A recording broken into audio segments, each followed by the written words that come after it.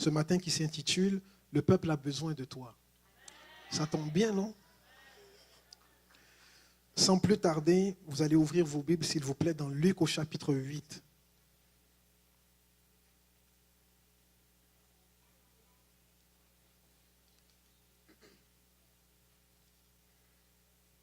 Luc au chapitre 8, je vais faire la lecture des versets 40 à 48.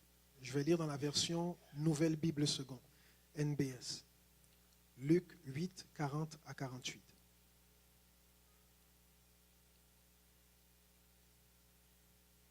Ce matin, ma tablette m'a lâché. Alors, je suis revenu à la bonne vieille méthode des feuilles de notes, comme dans le bon vieux temps. Vous avez trouvé? Luc 8, versets 40 à 48. Je crois que ça va être projeté sur l'écran derrière moi. Je lis. À son retour, Jésus fut accueilli par la foule, car tous l'attendaient. Un homme du nom de Jairus arriva. Il était le chef de la synagogue. Tombant aux pieds de Jésus, il le suppliait de venir chez lui, car il avait une fille unique d'environ 12 ans qui se mourait. Pendant qu'il y allait, les foules le pressaient au point de l'étouffer. Or, il y avait là une femme atteinte d'une perte de sang depuis 12 ans, qui avait dépensé toutes ses ressources chez les médecins et qui n'avait pu être guérie par personne. Elle s'approcha par derrière et toucha la frange du vêtement de Jésus. À l'instant même, sa perte de sang s'arrêta. Jésus dit, « Qui m'a touché ?» Comme tous s'en défendaient, Pierre dit, « Maître, les foules te pressent et te serrent. » Mais Jésus répondit, « Quelqu'un m'a touché. Je sais bien, moi, qu'une force est sortie de moi. » La femme, se voyant découverte, vint toute tremblante se jeter à ses pieds et expliqua devant tout le monde, tout le peuple, pourquoi elle l'avait touché et comment elle avait été guérie à l'instant même. Il lui dit, « Ma fille, ta foi t'a sauvée, va en paix. » Alléluia. Est-ce que vous êtes comme moi, vous aimez voir Jésus faire des miracles? On aime voir Jésus guérir des malades. On aime voir Jésus ressusciter des morts. On aime voir Jésus donner une parole de connaissance aux gens qu'il rencontre sur son chemin. Il y a quelque chose de spécial à chaque fois que Jésus entre dans la vie d'une personne. À chaque fois que Jésus entre en interaction avec une personne, c'est incroyable ce qui se passe, c'est merveilleux. Et s'il y a des gens ce matin qui sont déjà entrés en interaction avec Jésus, vous serez d'accord avec moi pour dire qu'il n'y a pas un meilleur feeling sur cette planète que d'entrer en interaction avec ton Créateur. La Bible nous dit que Dieu, il est omnipotent et qu'il est omniprésent. Ça veut dire que non seulement Dieu peut tout faire, mais que Dieu peut agir partout en même temps. Il n'a pas de limite. C'est Jésus qui dit à Dieu, rien n'est impossible. À Dieu, rien n'est impossible. Il dit aussi, là où 2 ou 3 sont réunis ou assemblés en mon nom, je suis au milieu d'eux. Ça veut dire, peu importe qui tu es, peu importe où tu te trouves, que tu sois gros, petit, grand, chauve, avec un afro, des bottes en cuir ou des sandales,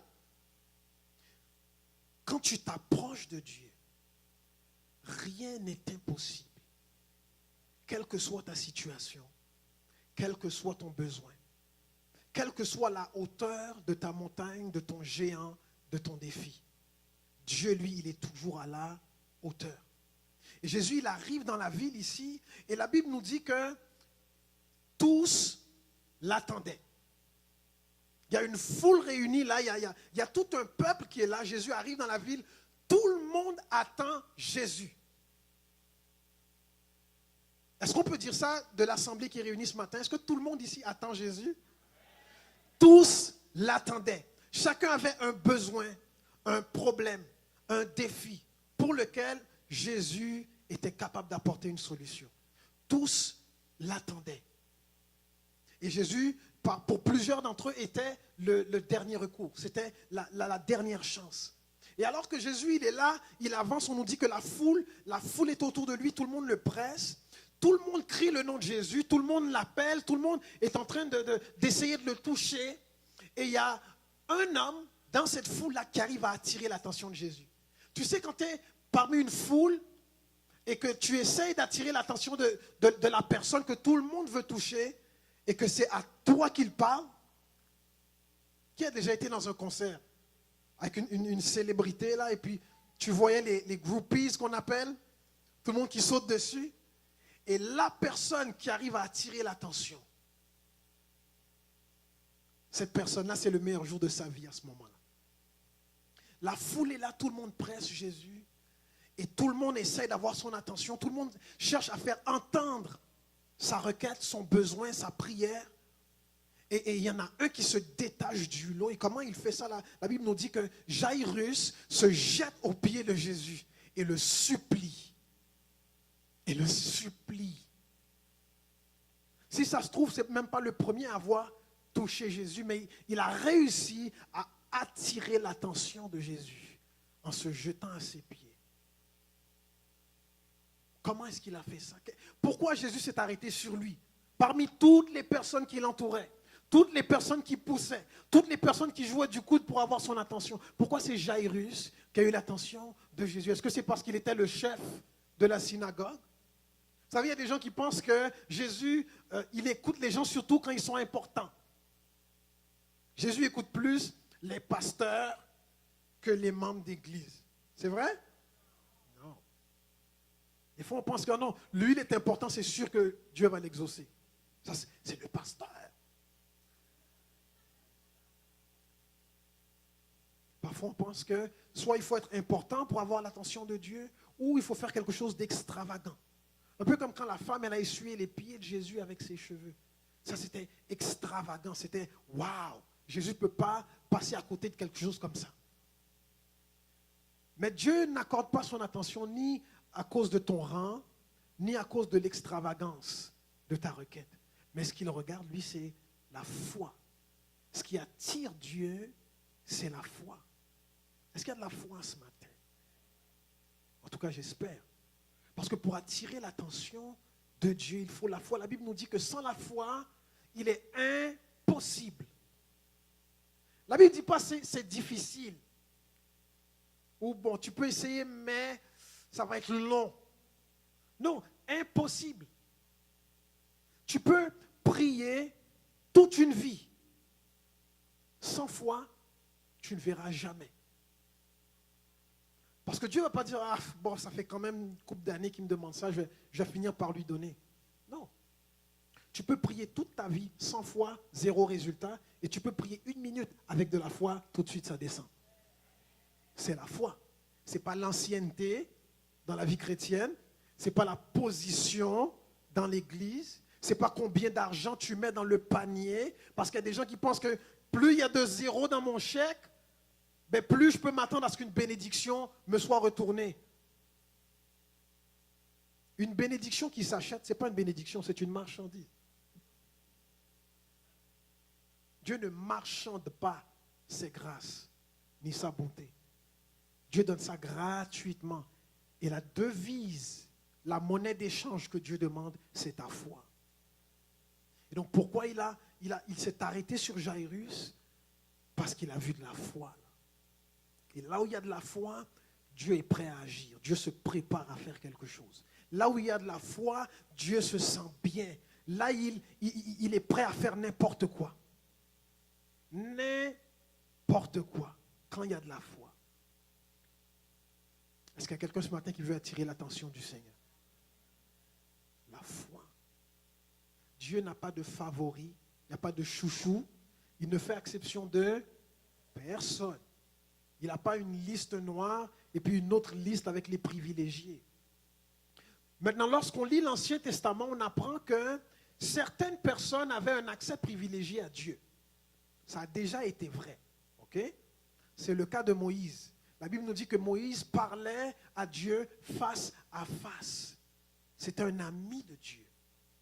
Et que Moïse était l'intermédiaire entre Dieu et les hommes, et le peuple d'Israël. Et donc pour accéder à Dieu, il fallait passer par Moïse.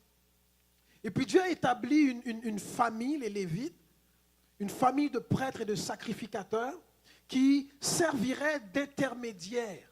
C'est eux qui présentaient les sacrifices pour le peuple, afin que les péchés soient pardonnés, afin que la bénédiction descende, afin que la malédiction soit arrêtée, les Lévites. Et donc, c'était les intermédiaires.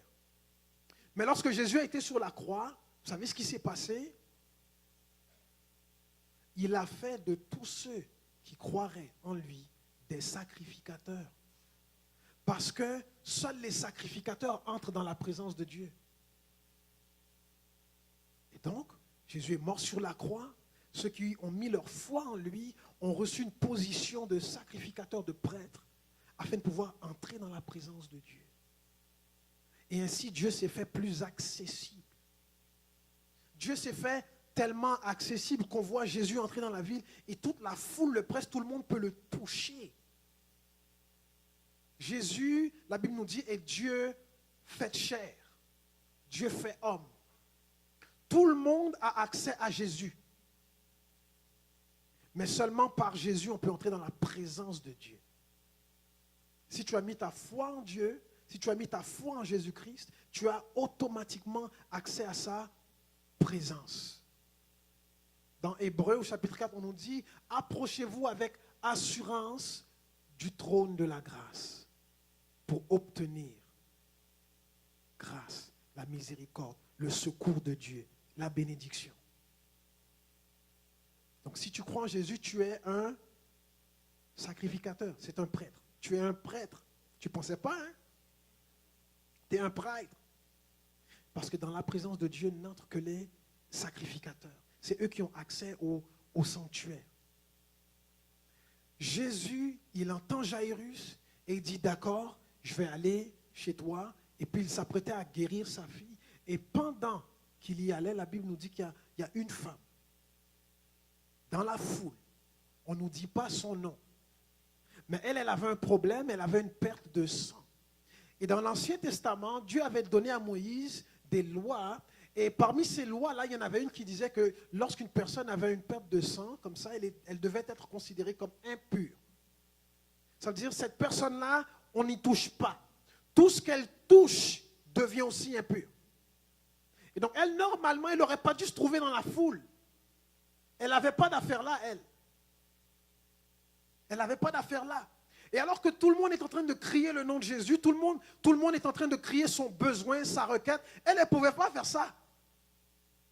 Là, on avait littéralement affaire à une réunion de prière en plein air, où tout le monde crie son besoin. Vous savez, lorsqu'on est en réunion de prière, pour ceux qui viennent le mercredi soir, il y en a qui partagent leurs requêtes ouvertement. Oui, moi j'aimerais qu'on prie pour un travail. Oui, moi j'aimerais qu'on prie pour mon garçon. Moi j'aimerais qu'on prie pour ma famille. Mais quand tu as un sujet de prière qui est embarrassant, vous savez, des fois lorsqu'on dit, ma soeur, qu'est-ce qu'on devrait prier pour toi? Ah oui, priez pour moi s'il vous plaît, le Seigneur connaît.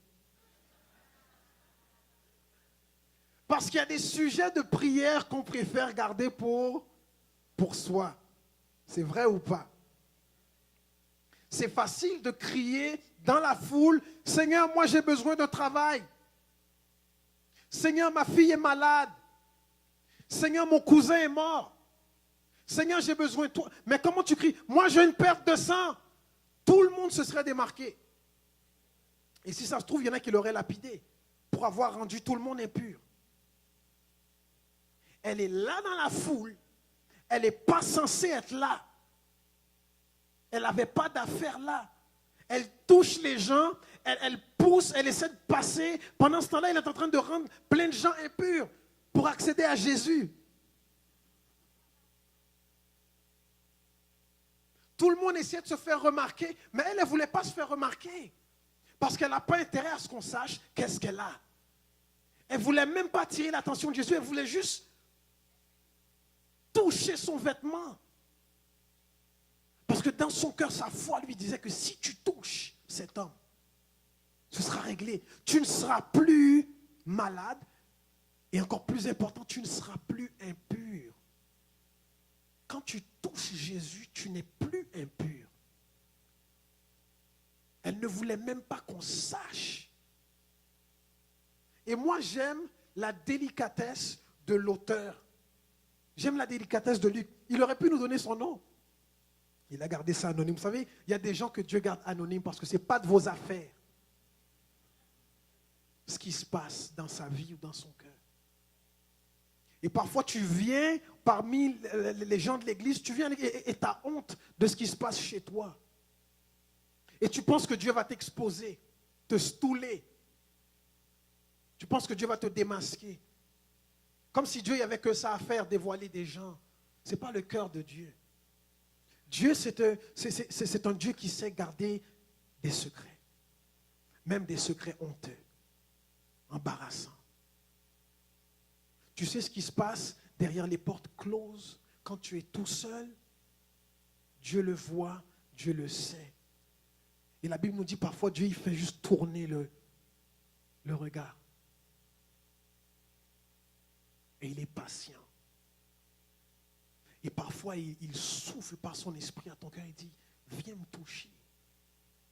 Viens me toucher. Et cette chose-là qui t'accable depuis des années, cette chose-là qui te tient lié, cette chose qui t'empêche de participer à la vie communautaire, à la vie du peuple, à la vie de l'Église, je peux l'effacer. Elle ne pouvait pas participer. Tout ce qu'elle pouvait faire, c'est aller voir des médecins, donner un peu d'argent, retourner bredouille. Personne ne pouvait l'aider. Personne ne pouvait l'aider. Et donc elle sait dans son cœur que cet homme Jésus, si je le touche, si seulement je peux le toucher, je n'ai même pas besoin de lui serrer la main. Je n'ai même pas besoin de le prendre dans mes bras. Il n'y a même pas besoin de m'imposer les mains. Si seulement je peux toucher son vêtement. Parce que Jésus est tellement glorieux que son vêtement suffit pour te rendre pur. Dès que tu entres dans la présence de Dieu. Vous savez, il y a des gens qui n'osent pas prier, ils n'osent pas venir des fois à l'église, ils n'osent pas se mêler aux autres, ils n'osent pas chercher à rentrer dans la présence de Dieu parce qu'ils se disent, est pur. Et Dieu dit, tu n'as pas compris. Si tu veux te purifier, ce n'est pas en restant à l'écart. Tu dois venir dans ma présence. Et puis, il te donne un coup de main. Viens me toucher. Viens me toucher. Il ne reste pas assis sur son trône en disant, bon ben, débrouille-toi, approche, si tu veux, ce dont tu as besoin. Non. Il vient, il se met en plein milieu de la foule. Tout le monde peut me toucher. Même toi. Même toi. Et si tu es assis ici ce matin, tu te dis, moi je ne peux pas m'approcher de Dieu. Moi je ne peux pas présenter mon besoin. Moi je ne peux pas lever les mains pendant la louange. Moi je ne peux pas faire ceci, je ne peux pas faire cela. Moi je ne peux pas réclamer quoi que ce soit de Dieu. Dieu te dit, tout le monde peut me toucher. Viens. Viens. Et la foule pressait Jésus au point, la Bible nous dit, de l'étouffer. Moi, je rêve d'une réunion de prière où on étouffe Dieu. Tout le monde, de tout son cœur, désespérément, cherche à le toucher. Des cœurs pleins de foi, avec une passion et une détermination. Au point où Dieu même a du mal à respirer. Et on le presse, on le presse, on le presse, jusqu'à ce qu'une force sorte de lui et guérisse les malades. Touche les hommes, les femmes, les enfants. Purifie chaque personne. Dieu est capable de faire ça. Dieu est capable de faire ça. Il y a des prières qu'on exprime ouvertement et il y a des prières qu'on exprime en silence. Il y a des prières que certains vont crier et il y en a d'autres qui vont la formuler dans leur cœur. Personne ne va les entendre. Mais ce n'est pas parce que personne n'entend ta prière que Dieu n'entend pas ta prière. Ce n'est pas parce que tu n'as pas crié qu'il n'y a pas une force qui va sortir de Dieu. Vous voyez, ce n'est même pas le volume de la voix. C'est le volume de ta foi qui va attirer Dieu. Et de toutes les personnes qui étaient autour de Jésus, moi je ne pense pas qu'il y a seulement 2 personnes qui ont été exaucées. Je ne pense pas que les seules personnes exaucées ce jour-là étaient cette femme et Jairus. Mais il y a 2 histoires ici que Luc, l'auteur, a voulu mettre en évidence. Je pense que cette journée-là, en fait, a été une longue journée pour Jésus, pas vous? Ça a été une longue journée. Si c'était une journée de bureau, là, il a dû être vidé à la fin. Et il y a quelque chose d'intéressant dans ces 2 personnes-là que l'auteur a choisi de nous présenter. La fille de Jairus, nous dit, la Bible avait 12 ans. Et on nous dit que cette femme-là, sa maladie ou sa perte de sang, ça durait depuis 12 ans.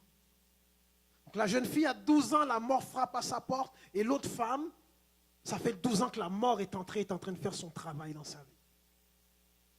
Et lorsqu'on parcourt la Bible, le chiffre 12 revient à plusieurs reprises. On parle des 12 tribus d'Israël, on parle des 12 apôtres, on parle de la nouvelle Jérusalem qui vient avec 12 portes. Il y a 12 pierres précieuses et ainsi de suite. Et à chaque fois, d'ailleurs la première fois qu'on entend parler Jésus dans la Bible, il a 12 ans.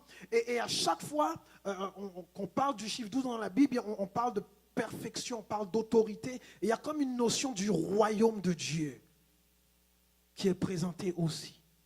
Et là, ce que je suis en train de dire, c'est que si tu vis quelque chose de difficile, je ne suis pas en train de dire que, bon, il faut que tu attendes 12 ans ou il faut que tu cherches le chiffre 12 dans ta situation. C'est pas ce que je dis. D'ailleurs, il faut faire attention lorsqu'on veut interpréter des chiffres dans la Bible comme ça, ok? Parce que des fois, il y a des gens qui ont beaucoup d'imagination. Ok? Mais ce qu'on peut retirer de ça, le chiffre de 12 qui souvent nous parle un peu du royaume, c'est que peu importe ce que tu vis, peu importe ton besoin, quelle que soit la hauteur de ce défi-là auquel tu fais face, cherche le royaume de Dieu. Ta solution va être là. Cherchez d'abord le royaume et sa justice. Et tout cela vous sera donné en plus. Le royaume de Dieu. C'est pour ça qu'on est là. Vous savez, Jésus a dit, je bâtirai mon église. Mais l'église, ce n'est pas le royaume. Le royaume, ce n'est pas l'église. L'église est dans le royaume. Et le royaume de Dieu était là avant l'église. Et on n'est pas seulement là pour faire des réunions. Je vous l'ai déjà dit, quand Jésus est mort sur la croix, il ne s'est pas dit, bon, je vais ressusciter au bout de 3 jours et après, il va y avoir des super de bonnes réunions tous les dimanches matins. Waouh! La grande idée de Dieu, ce n'est pas ça. Ce n'est pas des réunions. La grande idée de Dieu, c'est que son royaume avance. Ça veut dire qu'à l'extérieur de ces murs, il y a une manifestation du peuple de Dieu qui doit s'opérer. On va faire plus que des réunions. On va répandre la bonne nouvelle du royaume de Dieu dans toute la vie. Vous savez, lorsque je prie pour l'Église, quand je dis, par exemple, Seigneur, que ta présence tombe sur l'Église, je dis pas sur l'Église en fait, je prie que la présence de Dieu tombe sur la ville. Parce que Dieu veut la vie. Vous savez, quand le diable a tenté Jésus, il lui a montré tous les royaumes de la terre. Il dit, je vais te donner ces royaumes, tout leur pouvoir, toute leur puissance. Est-ce que le diable s'était trompé de tentation? Ou il a présenté à Jésus quelque chose que Jésus voulait? Les royaumes de la terre. Jésus ne nous envoie pas seulement pour gagner des âmes. Jésus veut étendre son royaume sur la terre. Et pour faire ça, il faudra plus que faire des réunions de 2 heures une fois par semaine. Il va falloir se déployer à l'extérieur. Je vous l'ai dit tout à l'heure, je rêve de réunions prières où tout le monde, où on presse Dieu, où on presse Dieu, où on presse jusqu'à ce qu'une force sorte de lui, le Saint-Esprit, et qu'il se répande sur toute chair. Imaginez des réunions où tout le monde presse Dieu, mais pas pour des raisons différentes, comme dans le texte qu'on a lu, mais pour la même chose. Où on se met à apprécier Dieu. Tous pour la même chose, afin que son règne vienne. Afin que la manifestation du royaume de Dieu dans la ville de Montréal soit évidente pour tous, les croyants comme les non-croyants. Parce qu'il n'y a pas seulement que les chrétiens qui ont besoin de Dieu. Vous saviez ça? Des fois, on se comporte comme s'il n'y a que nous qui avions besoin de Dieu. Mais quand on dit que le peuple a besoin de Dieu, on ne parle pas seulement des gens qui vont à l'église. On parle de tous les habitants de notre ville, de notre province. Le peuple québécois a besoin de Dieu. Où est l'église? Je vais répéter ça. Le peuple québécois a besoin de Dieu. Où est l'église? Où est l'église? Je vous invite à voir grand. Au-delà de nos murs. Quand tu pries pour l'église, prie pas seulement pour les gens qui viennent ici. Prie pour tous les résidents du quartier qui un jour vont se joindre à l'église. Je parle l'église avec un E majuscule. Parce que nous seuls, on ne peut pas contenir toute la population de Montréal. Il y a assez d'âmes pour tout le monde, donc pas besoin de se battre pour les âmes. Amen.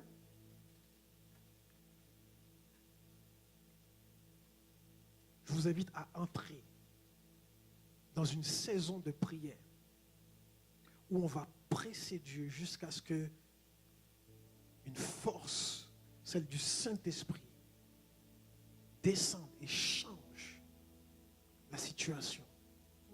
Pas seulement dans les vies des membres de l'Église, mais change des situations dans la ville. On va prier pour les autorités. On va prier pour les personnalités. On va prier pour les quartiers. On va prier pour de vrais. Des fois, on prie pour des petites choses. Seigneur, j'ai besoin d'une voiture. C'est bien. Seigneur, j'aimerais avoir une augmentation. C'est bien. Tu peux demander ces choses. Mais je vais t'inviter à venir plus loin. Aller plus haut que ça. Et commencer à voir le rêve de Dieu d'étendre son royaume. Et commencer à prier pour que le royaume de Dieu et son règne viennent dans la ville de Montréal et au-delà. Et pour qu'on presse Dieu comme ça, il faut qu'on soit désespéré comme cette femme-là était désespérée. Je ne sais pas pour vous, mais moi je trouve que 12 ans, c'est long. On va prier comme si on était tanné de vivre cette situation-là. On était tanné de voir le climat spirituel de notre vie tel qu'elle est. On va prier avec un désespoir tel, comme Jairus, qui demandait à Jésus, en le suppliant, de venir voir sa fille parce qu'elle était sur le point de mourir. On va prier comme si la ville de Montréal était sur le point de mourir. Et on ne va pas juste prier, mais on va agir aussi. On va agir aussi. Parce que le message de la vie est déjà en toi. La puissance du Saint-Esprit est déjà en toi. La vision de Dieu est déjà en toi. On va prier et on va aller. On va aller et on va prier. Parce que le peuple a besoin de Dieu. Où est l'église? Est-ce qu'on peut se lever, s'il vous plaît? J'aimerais qu'on prenne quelques moments. Et on va prier.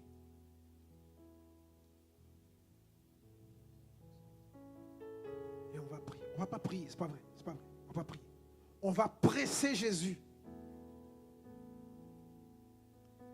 On va presser Jésus ce matin.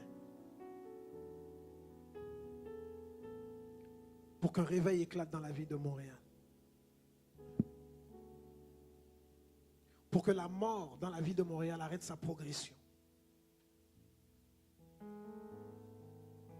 pour que la vie qui se perd à Montréal, comme cette femme qui avait une perte de sang, que la vie, les vies qui se perdent à Montréal soient restaurées par sa puissance. Parce que lui, il est capable de faire ça.